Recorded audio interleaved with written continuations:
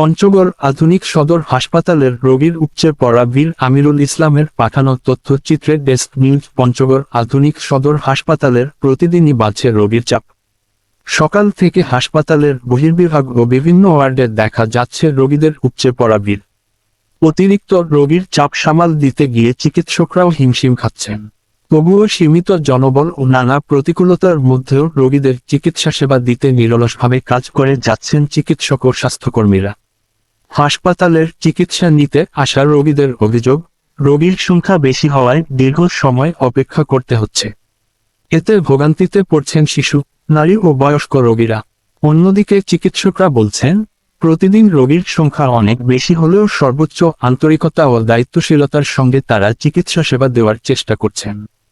রোগীর চাপ সামাল দিতে প্রয়োজনীয় জনবল বৃদ্ধি ও হাসপাতালের সেবার পরিধি বাড়ানোর দাবি জানিয়েছেন রোগী ও স্বজনরা।